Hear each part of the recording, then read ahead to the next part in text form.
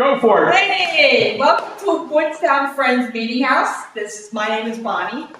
Tonight we're having a presentation on social media and the impact on children and teens. And it's being presented tonight by members, staff members from the Mullica Hill Friends School. We've got Matt Bradley here and Brad Gibson over here. And we're going to get started and let them, Brad will go first and we'll get started. So thank you very much for joining. Stay tuned after it's over. We have a couple of announcements for upcoming activities here at the meeting house. Sound good? Thank you. Yeah. So I'm Brad. A lot of you know me from my role at Friends School Mullica Hill as a middle school teacher and administrator. I'm also a member of this meeting. I'm also a parent of a 3-year-old daughter who just started at the school. I'm expecting another one in a few weeks. So this is something I think about in a lot of different capacities. And I'm Matt Bradley. I'm the head of school at Friends School Mullica Hill. Also a parent, although of differently aged children. Our children are 17, 21, just 21, and 23. So the other end of, or at least one end of the childhood spectrum, and a member of Westchester Meeting of Pennsylvania. And so we were asked to come here to talk about the issues that have been arising from children and their use of technology in recent years. And what I thought I wanted to make clear at the beginning was I'm not a child psychologist, I'm not a social scientist who studies this, I'm principally a teacher who sees it and an interested party who reads about the research. And so that's where we're going to start. We're going to look at some of the research into this topic, and then we'll examine our own observations and then open it up to all of you to see if you have any perspective or insights on this. So the first thing that I want to get into is there's a very popular book right now called The Anxious Generation by Jonathan Haidt, and it synthesizes some of the arguments being made around the emerging research on children and technology. Not all of the research points in this direction, but a lot of it does. And so I thought we'd start with these arguments, and then we can look at the critiques and see what we think about them. So the main argument of that book, and of a lot of the research into this topic, is that adults are overprotecting children and adolescents in the real world, meaning in the sort of like physical world of embodied interactions. And that's ended a sort of play-based childhood where children develop through playing in person, and that they're underprotecting them in the virtual world where they're able to spend those hours they would have been playing with actual children, often outside, on some kind of device that's connected to the internet. And he argues that has created a phone-based childhood, and that the shift has resulted in the recent rise in mental health issues, especially among girls and young people. And so I'm going to show you a few graphs. They're all pretty depressing, and we're going to look at them quickly just to give you an idea of what the general argument is here, but I can stop at any time if you have a question. But they're really just to give you a sense of what the evidence is, the evidence that people who are making this argument are using. And the first one is, this is mental illness among college students, and you can see from 2008 to 2018. This area here is shaded between 2010 and 2015 because researchers like Haidt argue that that's when smartphones with selfie capabilities and social media apps became common among teens. When most teens, in 2010, I think about 20% of teens had a smartphone, and by 2015, it was over 80%. So it's like in that window when they really got this technology, and that's also around the time when the rates of some mental illness, especially among girls in their early teens, started to go up a lot. And so you can see a number of different mental illnesses saw an increase, but especially anxiety and depression. We'll look at another graph that has specifically teens, and it's broken down by gender, because while this has affected boys, the effect on girls has been greater, at least the rise in depression among especially adolescent and teen girls. Since 2010, that's been where we've seen a lot of the increase. And that this increase is not just in self-reported feelings of depression, but in other measures that are a little bit more objective, because there's been an argument that, well, society, there's just less of a stigma around talking about mental illness. And that is a good point. That could account for some of this rise. But if something like a hospitalization for intentional self-harm, that's a less objective measure, and it's also really concentrated among girls, especially early adolescent girls. And you would think if this was just a general trend in society where people were more comfortable talking about mental illness, that you'd see a big increase across the board. But we don't. We see it in a specific group of people who a lot of researchers argue are most vulnerable to negative effects of social media and technology. And so one more sad chart before we talk about some of these ideas. These effects aren't just seen in the United States. In English-speaking countries in general, you're seeing this sort of impact. And this is a chart about how much time people are spending on social media and depression. So this is, don't use social media at all, use it over 5 hours a day, percentage of people who are clinically depressed. And you can see, especially girls, if they're using it many hours a day, they're more likely to have that, have depression. Again, it doesn't prove a correlation, right? Or it doesn't prove causation, right? You could just, if you are depressed, gravitate towards social media, but it does show in a few different ways that there's a strong connection between these two things. So what's going on? What's the theory behind why social media harms girls specifically more than boys? And there's a few theories, and again, they don't account for everyone, right? And it doesn't affect all girls the same way. It affects boys in a similar way too, but on average, it seems more relevant to girls who use this technology. So the first one is that girls are a little bit more sensitive to visual comparisons. And what that means is a lot of these social media apps, especially like Instagram, they're oriented around people taking pictures of their own face and body. That's a lot of the posts on that particular app are of that.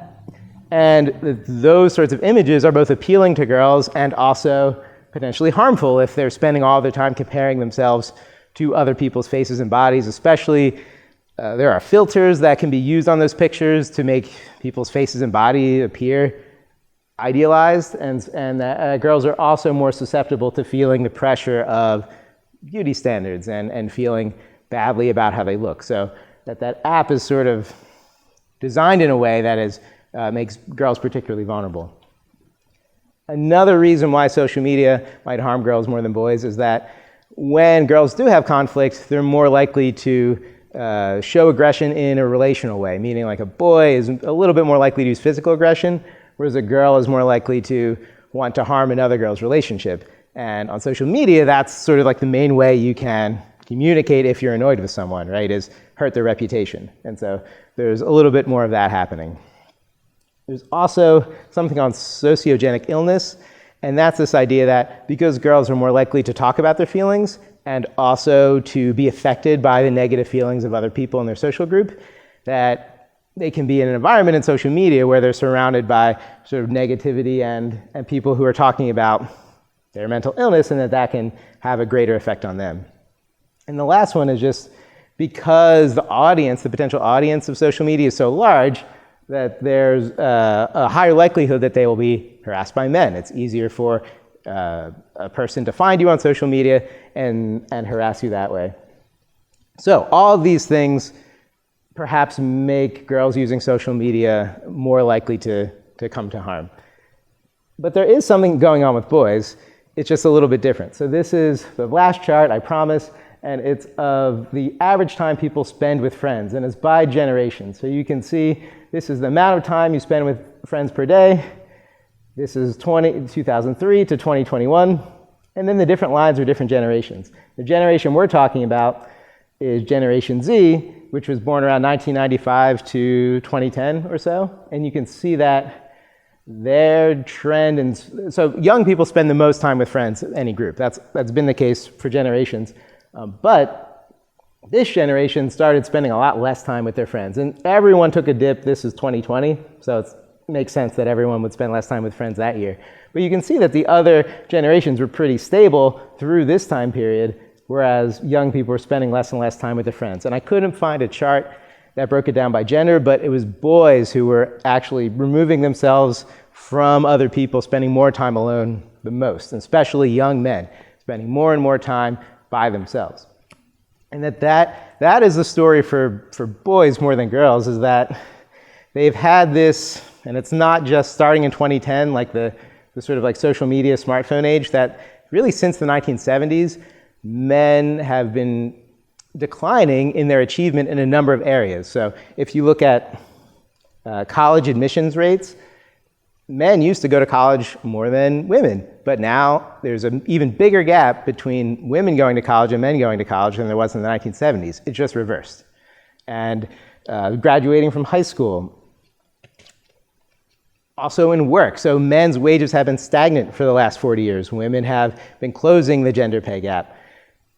In terms of family life, men are less likely to move out of their parents' home in their 20s and 30s, and they're less likely to live with their own children than they used to be. So in a lot of measures, men are sort of disengaging from the real world. This has been going on for a while, but it's been accelerated in the last 15 years or so. And so the argument is, well, they're finding other ways to, through gaming and other sorts of addictive online experiences, feel like, well, I don't need to go out and do these things anymore. I don't need to be connected to real people. I can find that on my device at home. But it is a different story for boys and girls in terms of how the technology may be harming them. But there are a few things that seem to cut across gender. And these are sort of the four foundational harms that the author of this book and many researchers identify with spending a lot of time on a device instead of in person in the real world. And the first one is just that kids are deprived of the kind of development you get through face-to-face interaction. So there's a few things you need in an interaction for it to be really beneficial to your growth. One is it should be embodied, right? The other person should be there. Another is it's synchronous. It should sort of happen in real time. It should also happen between one other person or in a small group. And finally, it should be people who are connected to each other.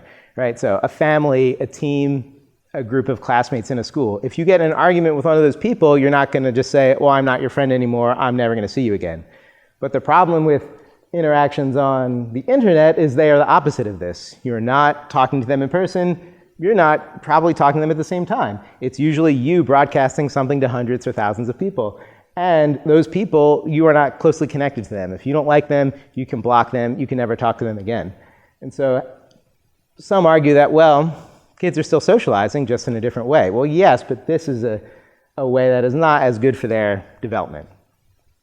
Another thing, and you've probably seen this, I know as a teacher I've seen this, is that when you can it's hard to compete with the attention that a phone might warrant. And so at nighttime, kids have a hard time turning it off. Or even if they have to have it turned off, they're still thinking about it. And so the sleep deprivation that we've seen over the last 15 or so years has been connected to social media in various studies, and also just makes sense. If students are using their device late into the night, they're not going to sleep as well, they're not going to perform as well in school, their physical and mental health is going to be harmed.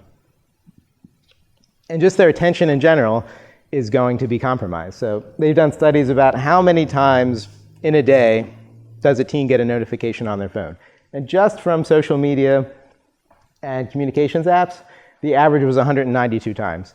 And this was sort of during waking hours. So if you give them a few hours of sleep and you divide that by the number of minutes they're awake, it's about every 5 minutes. And that's just these apps specifically. So you could imagine, right, if every 5 minutes you were being interrupted in your thought or your conversation, it would be hard for you to be present or to concentrate on school or whatever was going on. And then finally, a lot of these apps are designed with psychological principles in mind to be addictive.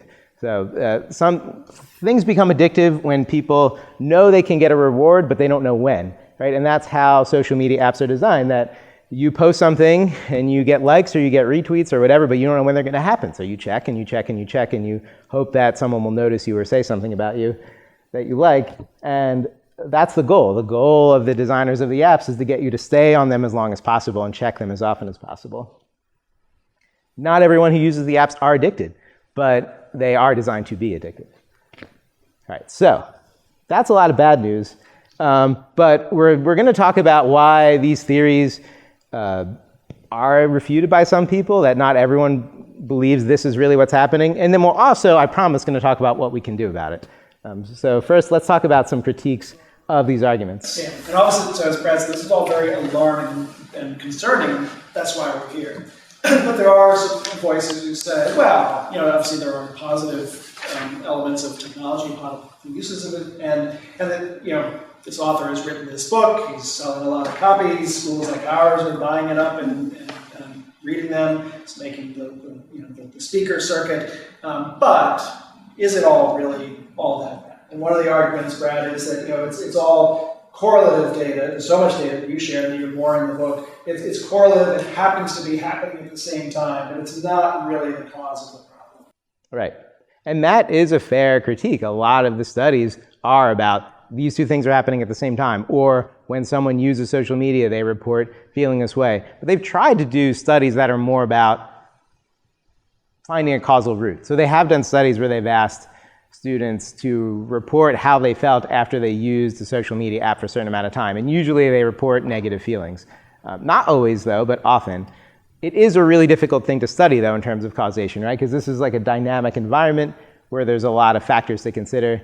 But it's true that like the perfect study to prove a causal connection and a huge causal connection, there aren't a lot of those. Most of the studies are more about, well, these two things are happening at the same time. What other explanation could there be? And there's a lot of other trouble in the world, right? There are a lot of things that make us anxious, that might cause us to be depressed or to get into conflicts with our friends, not the least of which are racism, climate change, economic pressures. Yeah. So is this really the cause, or are all those other things what's really ramping up all those upward lines that you showed before? Right, and again, there are plenty of problems in the world. Where that idea breaks down is many of them existed well before 2010, and we haven't seen this spike until recently. They also seem to be affecting adolescent girls particularly, so are they the only ones who care about this issue? And it's also happened across other English-speaking countries that don't have some of the same issues that our country does. And so again, that explanation doesn't fit a lot of the data that points to a specific group of people being harmed at a specific time. So speaking of data, Jonathan Haidt, he just cherry-picked all this data. He decided that he wanted to write, and it's true. He starts writing early in the book. He talks about his own experience, what he sees with his students, what he sees with his own children. Did he kind of pick a cause to go after and just cherry-pick the data? Because there are other studies that say something else. It's true, and I would say he did pick the studies that support his argument the best. There are studies that say there's not a really big effect. Most of them don't say that. Most of them say there is some negative effect of using social media or phones a lot, but some say it's pretty minor. What he would say to that is those studies usually don't look at the specific groups he's talking about. So my generation, the millennials, haven't seemed to have the same sort of issues, even though we use our phones all the time and use social media a lot. So the argument he seems to be making is when people are using these devices and these apps at an impressionable stage, that's really when the harm is done, and studies that look at those people often tend to show a pretty big effect. But it's true that not all the studies do show a really large negative effect. But the predominance of them. Most of them show some negative effect. You touched on this earlier, but mental health issues have become so much less stigmatized today. As I mentioned, I have older children. We're going through the college search on every college campus. On the tour, they talk about students having mental health issues and what they are doing to support them. Even the fact that it's part of that discussion, it's more of this like, yes, of course, we all have these issues, and here's how we're addressing them. So if you're related to this, there are. Is it just the fact that we're talking about these things more openly, and that's why you see the results that you saw, that you shared? I mean, that is also a good critique and probably part of the explanation. Right? We saw those graphs where there was a rise, and that probably does correspond with the stigma around talking about mental illness decreasing. However, the rise, you would think if the stigma around mental illness was lessening, you would think there'd be about an equal rise among all groups of people, but that's not the case. Right? Again, it's a specific group of people seems to have a really sharp increased risk in having a mental health issue. If it was just a cultural change, you would think that it would sort of be like a broader shift towards more people reporting mental illness. And there have been some things like hospitalizations for self-harm, where that's not a sort of subjective, I had a feeling of depression. It was, for someone to be hospitalized it's a pretty high bar to clear. That's not about stigmatization, that's Right. about real Yeah. effects of all this. All right, good.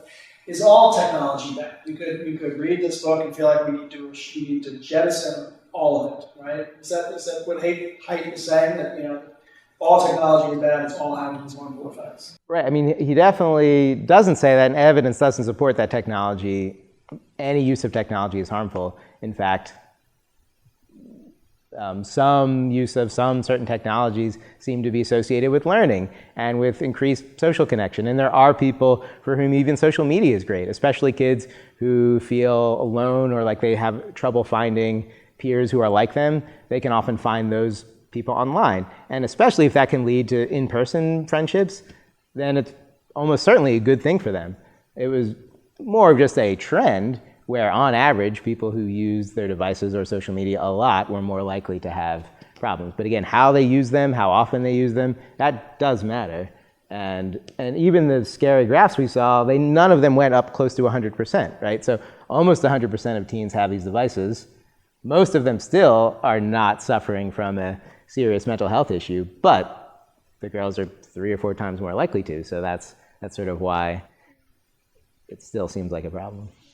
And lastly, for this, I started by saying this is all very alarming. Are we just being alarmists, right? Is this the latest in, some of us in the room can relate to when, don't watch TV all the time. Your eyes are going to turn square because you're watching too much TV. Other things that have come along throughout history that have alarmed us, but really just moral panics that we've all gotten through.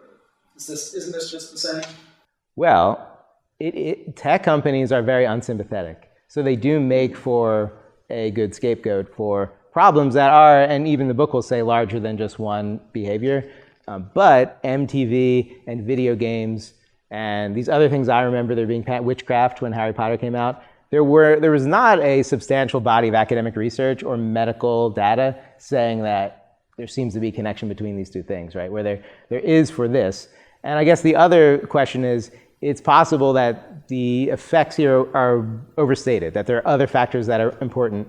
But the solutions we're going to talk about seem like pretty low cost, right? Trying to hold off, if you can get your other people in your community to hold off giving your children a smartphone for another year, or not using social media until they're a little bit older, or schools having kids put their phone away. If they're wrong and these things actually are harmless, then the harm done to children is still pretty minimal, right? But if there is something there, which it appears there is, and we wait for 10 or 20 years until academics agree on exactly what is happening, then that's another generation of kids that possibly could have been helped that we didn't help. At least that's the argument of the book. Yeah. All right, yeah. So, we are going to get to solutions. We're going to do it right now. We are going to start with why this is hard, right? And this is hard for a lot of reasons. I talked to some parents coming in here where they were saying, how would we know what the effects would be of these emerging technologies? And they're right. There's no way to know for sure, even now, exactly what is happening with children using these things. And there's a lot of ambiguity. And when there's ambiguity, we look to each other to see what to do.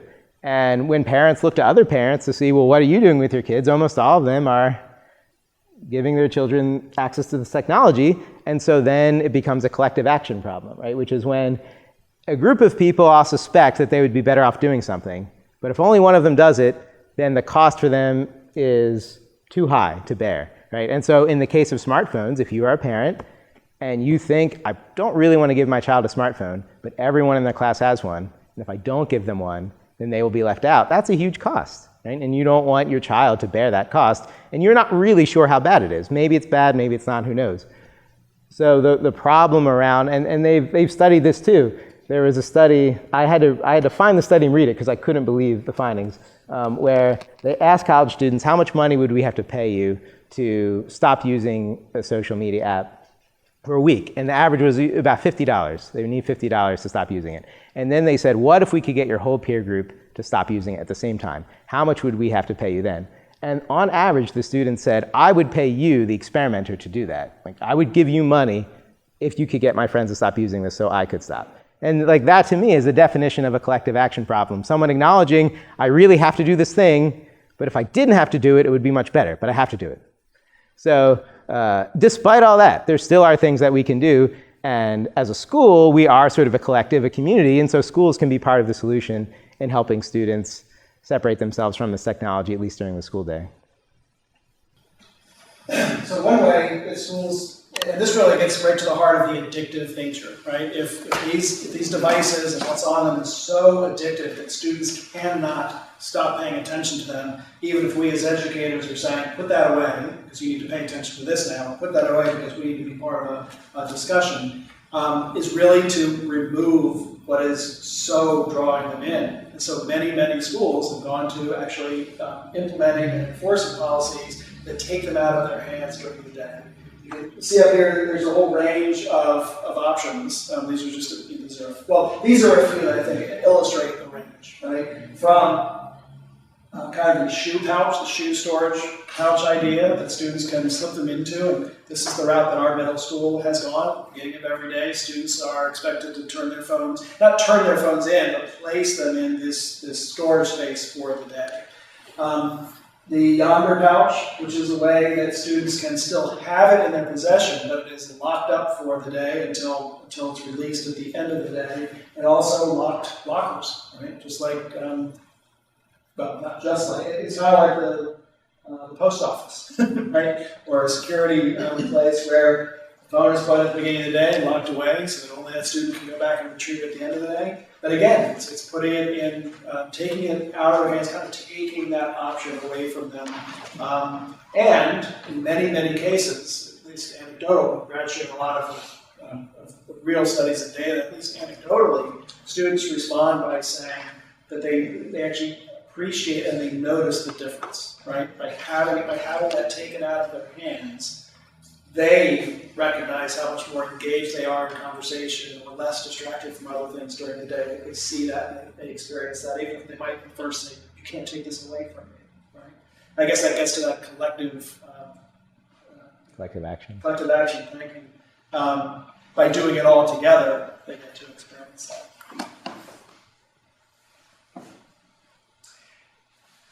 Early on, we've spoken mostly almost exclusively about technology, but Brad at the beginning did talk about one of the other cases that is made in this book is about the change in a play-based childhood that predated the introduction of technology, that we as a society, we as parents, were already treating play differently because it's just too risky, right? Not allowing children to climb trees, for example, or getting to the highest heights of a playground equipment, or playing out of sight of adults, right? Going into a grove of trees where they can play and use their imagination, but they can't be seen, right? We are not allowing children to do that anymore, and that was already what was happening before this took hold. So part of the what can we do to kind of reclaim, and I should also say there are also many benefits. There are actually real direct study benefits to that kind of play. So how we can get back to that is also, as schools, is to implement different things that will encourage and give the space for that kind of play, to kind of allow children to play more and get all the benefits from them. So one that's actually introduced, started by Height and introduced in the book, but also another kind of a side organization that we started is the Let Grow Project, where very specific suggestions are made to families and schools that let your child grow, let them do these different things. For example, go down the street to, if you live in a neighborhood, for example, go down the street with some money to buy something and bring it back, right? To do certain responsibilities and chores, and schools can do that too, right, within the school context, to allow students to make deliveries around the school, for example, or to take certain jobs on responsibly. You have. So this is a list that they provide of things you can challenge your children age appropriately to do on their own to help them develop a feeling of autonomy and usefulness that they may have been robbed of in a culture where children are overprotected in the real world, or parents are made to feel, I can't leave my child alone because what could happen? So we have copies of this for you here. Brad has them. Just made copies for you to take out. It's also jobs like helping to make a meal, right? And doing that on your own. Maybe doing it with a parent first, but then also learning how to do it and doing it on your own with the parent in the living room instead of the kitchen, monitoring every step. More recess. Now, we are very proud, Friends School Mulligan Hill, to be a school that has recess on a regular, frequent basis that we think is I would say at least adequate, if not ideal for children. And to be able to provide that time for them to play and play with each other in somewhat of an unstructured way. Teachers are out there supervising, but they are free to go and choose the games that they want. Adventure playgrounds, and this gets back to that risk, right? We've also, in the playground industry, has made playgrounds safer and safer to the point where imaginative play is so much squandered. Adventure playgrounds are the idea that you actually put out materials that are loose, that they might build a structure with, and it actually might fall down. And there might be some harm. Children might get hurt doing these things, but they learn from that as well, right?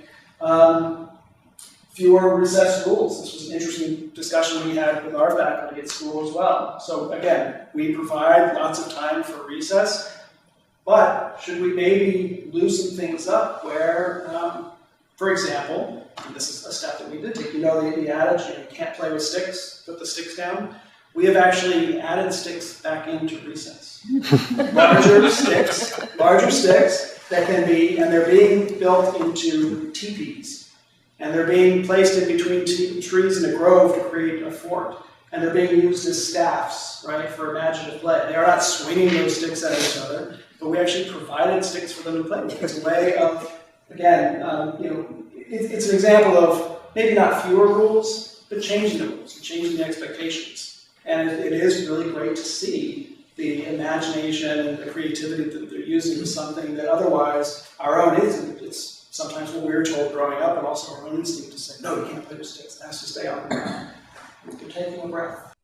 And letting the students make the rules of the game, right? That's like them in a back and forth debating and ultimately compromising on how play should work. That's where a lot of the development happens. And if a school said that there's a picture, it's hard to see, I think there are 12 rules of tag. That's not our school, but that was an example of children need to be trusted to figure out how to play tag in a way that's fair and figure that out for themselves. And robbing them of that opportunity that's where a lot of important growth of recess happens. A good example that is for our school, so we have kids who love to play football. And some of them will come to a teacher on recess duty and say, we need a referee. Right? Could you come over and watch our game and referee? And we as teachers are saying, no, you're playing the game. You can all work this out. And that's an example of an adventure playground right there. And then lastly, for this implementing play club, and we have not done this, but it's an intriguing idea. There are schools that are actually implementing a time after school for students to stay after school and simply play. And there is an adult who is in charge of keeping an eye on things, but it's free choice because they're not getting it enough at other times in their day. So, sorry, I should have pointed my finger. What can we do? I was supposed to say, what can you do as parents? We are parents. What can we do as parents? And there are choices that families can make. Some of them are really hard choices. So Brad talked about just the social pressure. Gave my child, other than have a phone at the age of 12 because everybody else was having it. I didn't want them to be left out. If they didn't have a phone, they wouldn't be connected socially. There are choices that can make for families to decide, no, we're actually not going to, at least not give a phone that has all those capabilities until high school. There's a movement, so to speak, called wait until 8th. So at least wait until 8th grade. And it requires that collective action, that families in a class would agree, we're not going to let our child have a phone until this point, so they're all in it together. If they do have a phone, again, it might be a phone, a simple phone that they can call and maybe text, but not with all the social media. And then that relates to alternative devices that are set up for that, so that they can still have that basic communication, but not all the distraction of social media. And then creating spaces and environments where that's okay because they have other things to do. If a school hasn't made the decision to be phone-free, families, parents can advocate for that. creating times at home where just the expectations are the phone goes away, whether it's mealtime or playtime, that that it's away, or at a certain time in the evening, it's not even in the it's not in the bedroom, and it's tucked away, so you can have that distraction when you're going to bed. And then also, this is really hard too, and I feel it myself, right? What are we doing as adults when we are on those phones that are so addictive to us? Whether we feel we need to be checking our messages, checking in with work, whatever it might be, we're modeling that for our children. We expect them to, if we're worried about what they're getting from it, well, what are we doing to kind of model that behavior for them as well? So really, phone-free schools, phone-free homes, or phone-free spaces were times where we all as a family agree with putting it back. Yeah. And then getting back to the play-based, so not just related to technology, but play-based childhood. What can we do with our families, with our children, to create the opportunity for play and independence and discovery that should be part of their childhood? Same as what was described about recess, more freedom to play outside and maybe without being watched all the time, which increases their autonomy. Again, giving them chores or tasks to do that both increase responsibility and independence, and might come with a bit of risk, but they learn from that risk. We need to be comfortable with that as well. The third one falls into that too, unsupervised playtime, without being overly structured.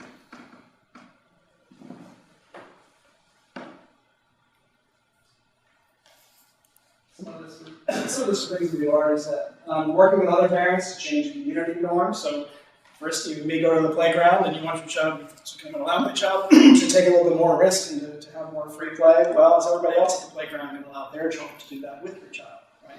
So having conversations there within the community. On a higher level, legislation that supports this, and this has to do with the risk of, I may allow my child to do that, but then if they get harmed, am I now going to be held liable from a legal standpoint or a municipal standpoint, that they might be charged with child endangerment, and that's not really what it is at all. So that has to do with legislation and really getting other community norms to be on the same page. And in New Jersey, the law is just sort of pretty vague about this standard that of attention parents have to give to their children. So theoretically, a child by themselves in a park at the age of 8, all over the country, people have called the police and said, this child is unaccompanied, they're only 8 years old, and in some places, I know Maryland most recently, the parents were arrested and possibly could lose their children for just sending them out to play by themselves in the park. And so then, as a result, some states have made more explicit laws saying, no, you can do this, you will be protected. New Jersey's laws are sort of in the middle, definitely not giving parents enough protection to feel confident that, like, I won't get in trouble if I let my kid go out by themselves. At least some parents feel that way. And so that's why the legislation to allow for parents to send their kids out on their own to do things is something that, some people in this sort of like free play, free range parenting movement are saying, we still need laws protecting parents, allowing them to do this. And lastly, just looking for and creating and investing in opportunities that foster these kinds of real world interactions with each other. I'm doing a little time check. It's coordinated. We had some questions for each other, but we also want to use time for others to ask questions of us or of each other. I guess one of the questions that we could start this with, from your perspective as a teacher, Brad, seeing technology in the classroom, both its pros and cons. What are the ways you've seen that it's, have you seen this, like the issues that we're talking about present in your classroom or your colleagues' classrooms, to both the good and the ill? Yeah, I have what's described in this book and a lot of research I've seen in the classroom in terms of students feeling like outside of school, there's less for them to do that isn't on their device. So when we talk about what are you doing over the weekend, even from 10 years ago, there's a lot more like, well, I'm going to go home and I'm going to go on my phone or I'm going to play a video game for the weekend. There have always been screens and there have always been video games, but there does seem to be, unless the student is on a sports team, less sort of like, I definitely have a plan to do a thing in person with my friend. And sort of unstructured free play that we were talking about, that's even less common. I just like went to the park, or I just played on my in the court with my friends or whatever. That kind of behavior is, I think, a lot less common, even within the last 10 years.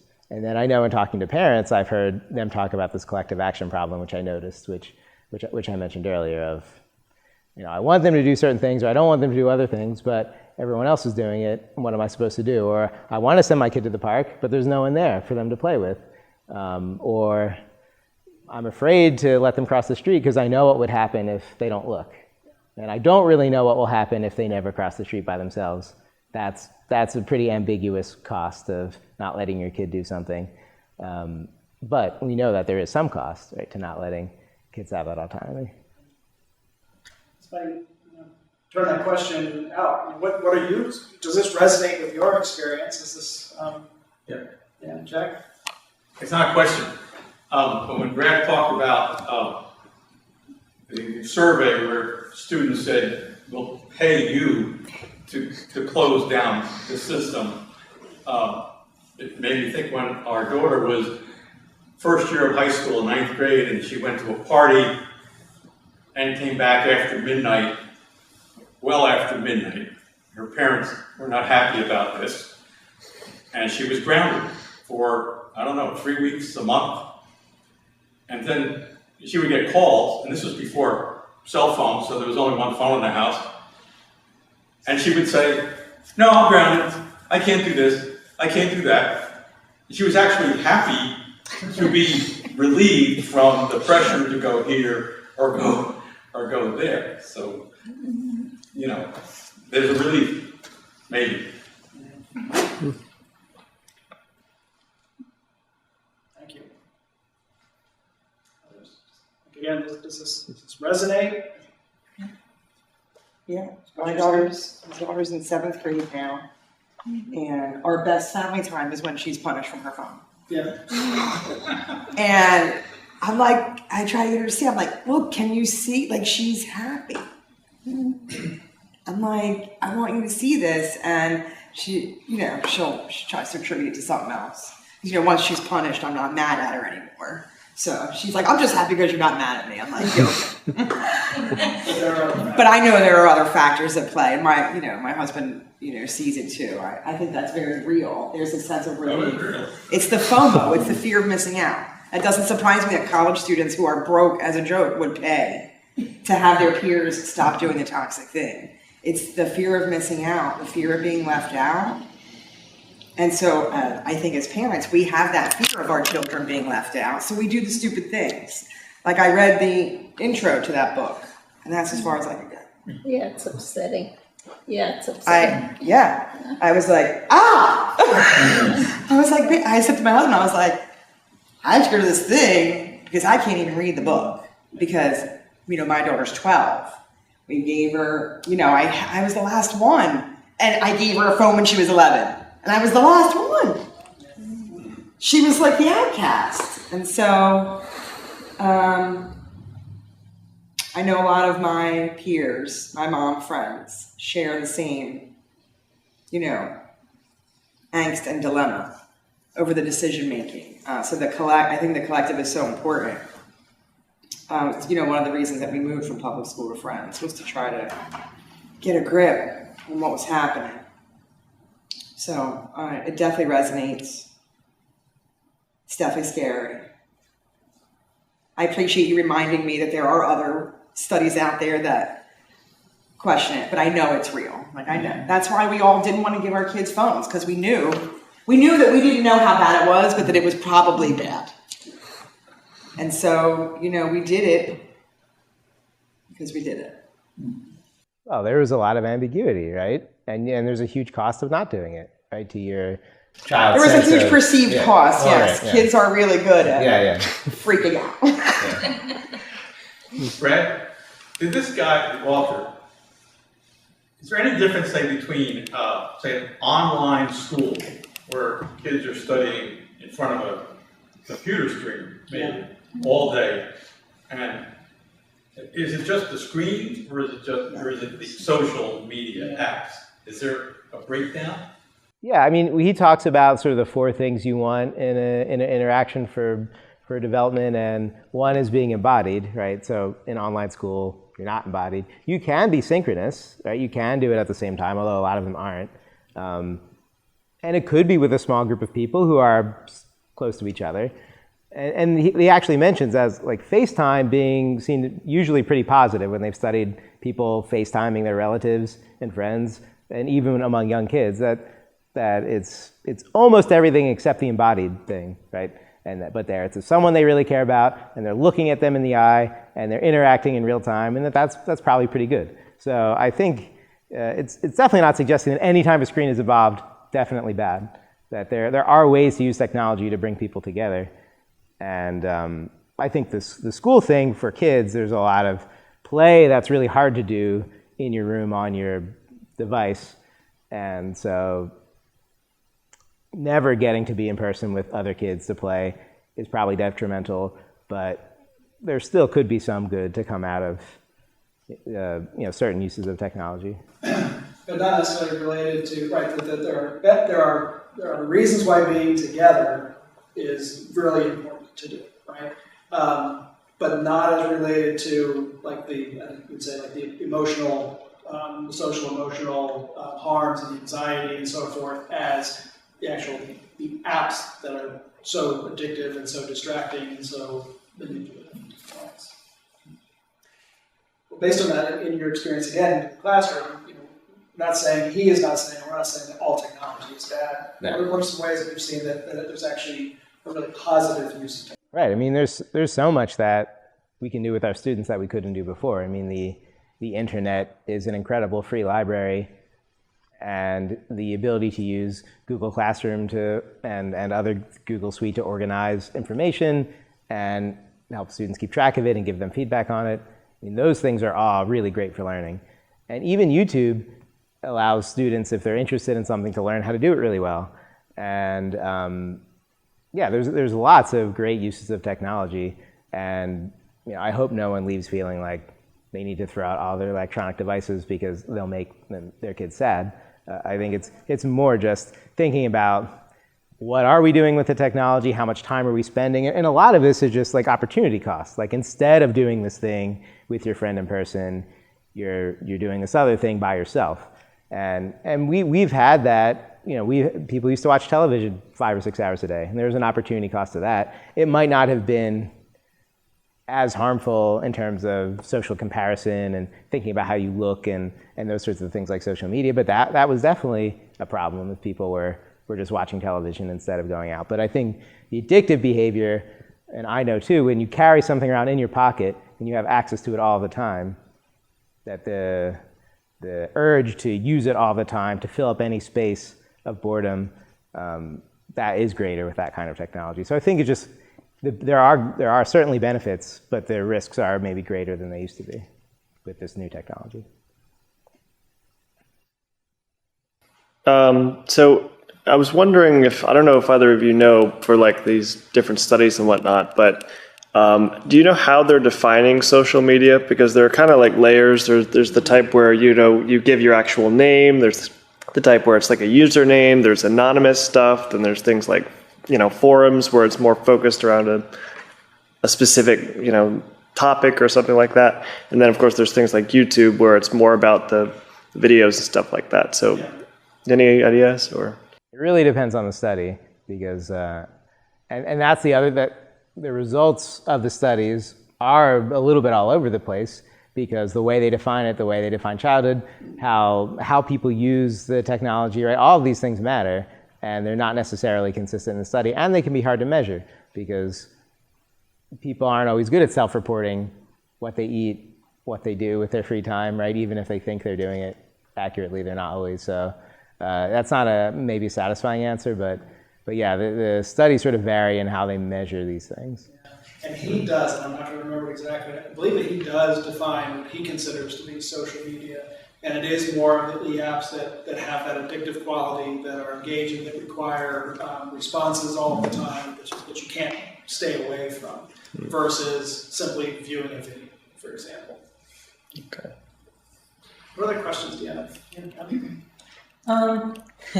Well, I just wanted to, like, for a matter of like information and comparison and like ages, I have a child in first grade at friend's school, and he has his iPad, and that's his access at home. But I've heard that there are other kids in his class that already have cell phones, you know, and that's first grade, you know, and I'm just like, well, he hasn't asked yet, but I guess it won't be very long. So we'll see. What he has asked is the other boys in his class have access to games, you know, that I don't necessarily approve of, you know, and we just kind of take it as it comes. For me, one of the things I do to counter it, that I feel we're on this kind of interesting journey right now, is Beverly Cleary. And I've been reading Henry Huggins' books, and these take place in the 1950s. And there was no technology of this kind or social media, and it just like, they're based around children's perceptions of real social issues at the time. And it's like the chapter we just finished, Henry was riding in a bathtub, like no talk about like how well it was attached to the back of a flatbed towing mechanism, you know, going down a highway. You know, I mean, it's just like, that would not happen now. But I mean, I feel like it's a worthy thing that I can read these books to my child and he still listens with bated breath about basic social concerns between very young people, you know, his age, you know, just like how the boys and girls interact with each other, and it still makes sense. And I think it's a good thing to put in there as a thing we could do. It's like, read these books from other times where there's things going on and talk about them and compare them to the present.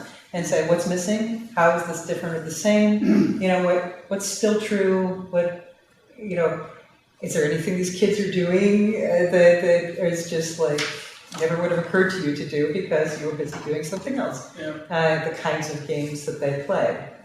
They're still incredibly relevant. It's a good experiment to go back. Children's Lit, a few decades back. Yeah, and even if the time or the setting is different, they are still stories that have conflict and problems to be solved, and a climax and a resolution, right? So, yeah, they still have great quality that way.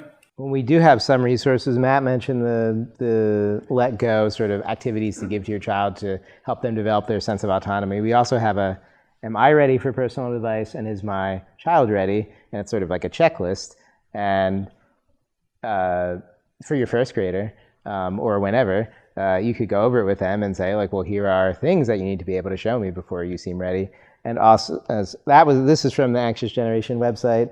This is from Common Sense Media, which has a lot of resources around this. And this is a family media agreement. So maybe your child already has a phone, but ways that you can all agree as a family, like, this is how we're going to use them and not use them. So we can all enjoy each other's company and feel like our devices are on net, you know, not making our relationships worse, right? That they're making them better.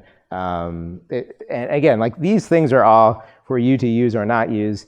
I wouldn't, even the book, as much interesting information as there is in there, I wouldn't necessarily accept all of the claims that he's made, and he doesn't either. On his website, he has a Google Doc of all of the studies that he can find, and a lot of them disagree with him.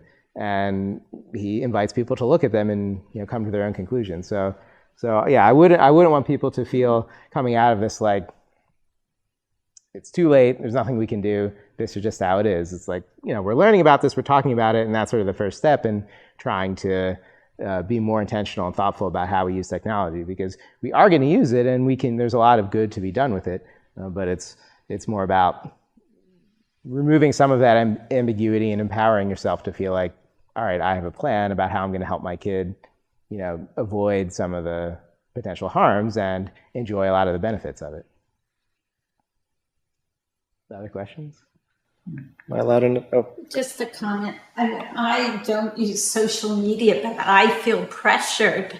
For example, to be on Facebook. There's an older member from this meeting who's moved away, and I asked her to send me pictures of her grandchildren, and she said, "Go on Facebook if you want to see my grandchildren." I don't go on Facebook because my relatives do, and they post things that upset me. So I don't use Facebook. This is being recorded, by the way. Just, What's that? this is going on YouTube. But it's okay. They're not interested in this. I'm safe. The other thing is, what I wouldn't say about Facebook. Oh, to find out about this social media program tonight, I Googled and I had to go on Facebook to find out about social media. So, there's real pressure even for somebody like me. And to be honest, I feel challenged by having a cell phone. I read that book on page 17. It says it can interrupt your thinking, true. Your focus, definitely. It can prevent you from getting out of your own head to care about other people. I think so. And, so I'm already challenged. But when I read that book, I connected with it in many ways, things I didn't understand. This past summer, I was at a picnic, and my niece, who works as a detective with the special victim unit, said to her brother, "Take the pictures of your 11-year-old daughter in her bathing suit on the beach off your posts."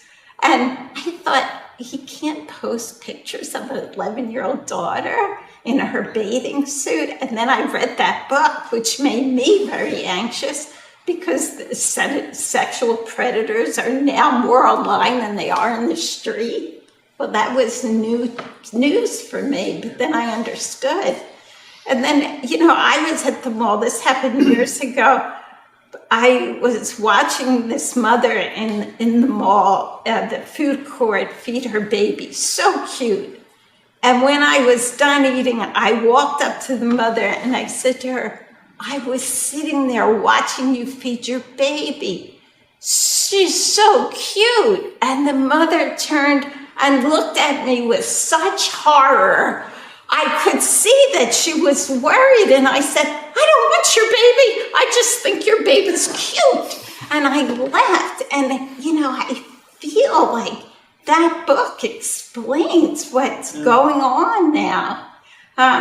But on the other hand, I'm anxious to see the list of what's appropriate at what age, because I was in an indoor playground on a rainy day and watched this 2-year-old totally unsupervised knock over blocks that buildings that kids were making. He came by me and grabbed my water bottle off the table, and his dad was sitting at the opposite end of the room on a computer, totally oblivious to everything that this 2-year-old was doing. And I thought to myself, oh, this is free play.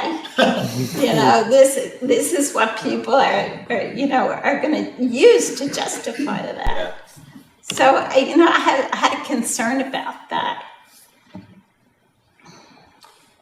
Carl, look like you had a question as well. yeah, it's a little out of left field, but I wonder if you'd bear with me. So there's some theories that the next stage in the downsides of technology are like related to AI. Like the people who are more like negative towards it, and I don't consider myself one of them, but some of the people who are worried about it say that people will, or children, or I guess people, but will kind of use it like a chat companion kind of thing or whatever, and they'll kind of develop like inhuman kind of relationships with that, as opposed to talking with people and stuff. In a way, it's kind of like the opposite with like going on social media and just talking with a bunch of different people. But I would imagine the AIs would be like probably friendlier than what some people would be like. But it would also probably be overly friendly and wouldn't like criticize if you're doing something wrong. So I don't know. I'm sure it's too early for any real studies on that. But do you have any predictions about? Are we going to go in the opposite direction, but still simultaneously bad, or? I mean, this doesn't directly answer your question. We might actually get there. Our discussions with AI have been in the school setting. Right? That we're thinking about the ways in which AI can both be. Many people jump to a conclusion that it's all bad because it could be cheating. Right? There are actually some really constructive ways that AI and ChatGPT can be helpful, or as a source of information, or as a suggestion. But it needs to be, as many, as in all things, it needs to be moderated, right? Monitored and moderated. And that it doesn't take away that the human need to actually discuss, like what are ways in which I'm using this, and to get feedback from real people. See, I don't know if I'm getting to an answer to the question. Well, I don't think anyone knows yet. I think this is. I would not say to accept all of the arguments that this author is making as fact, but just to try to be thoughtful about what the potential harms are of replacing interacting with people in person and playing with them as kids with being on a device for 6 to 8 hours a day. And there are a lot of things, like we can enjoy a glass of wine together as adults, and that can enhance our experience of fellowship. Cars are incredibly useful for getting places. We don't give alcohol and cars to small children. We, help them develop skills to be able to use them and wait until they're in an age when they think they can use them where the sort of risks outweigh the possible harms. And I feel like, certain kinds of technology are perhaps similar to that, in that it's not that it's necessarily bad, but there might be an age at which it's hard to use it in a way that's mostly good. And I think AI is also like that too. There's probably lots of ways where it could be great. I know as a writer, you're in your head a lot and you're by yourself a lot, and having someone to bounce ideas off of any time of the day who won't get tired of you, that would be a really great thing. But if that replaces looking to humans for fellowship, there are things that humans can give that artificial intelligence still can't. And so, that obviously would be a problem. So again, it's just trying to think about how can we use these things to make our lives better and not worse, and at what point is it appropriate to say to someone who's a small child, like, you're not quite ready to use this thing, or you can use it but only under these conditions.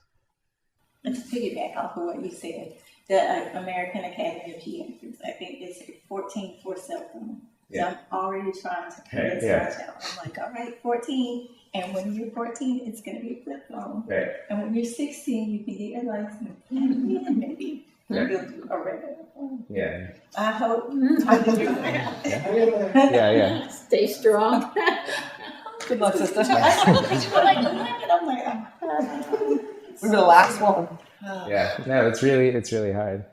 But I mean, hopefully as research emerges and people are having these conversations, then like the next generation of young people, their parents will have that information that you didn't have at the time, and hopefully maybe make different decisions, or we'll have more clarity about what's going on, and we'll say, actually, it's okay, but just not this thing, right? You can have this phone, but just don't use this app, or whatever.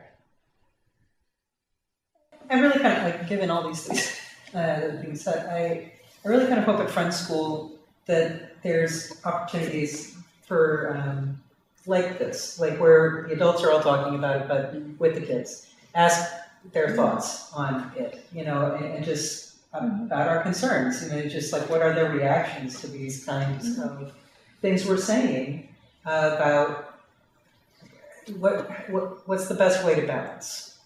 Balance isn't a bad thing to want. It doesn't mean we're coming to take away all your joy. It's just what do they recommend?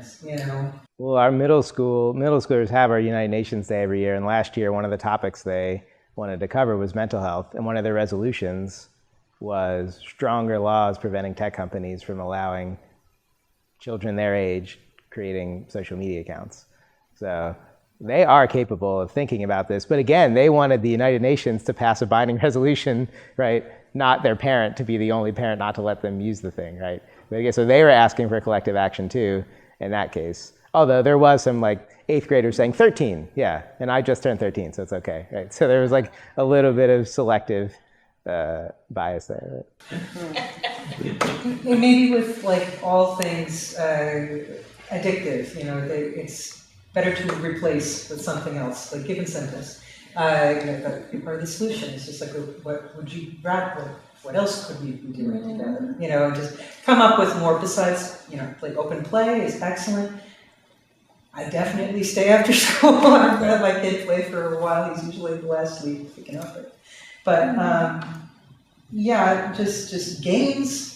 Yeah, just very old-fashioned, like PYM circle games. I do believe in them.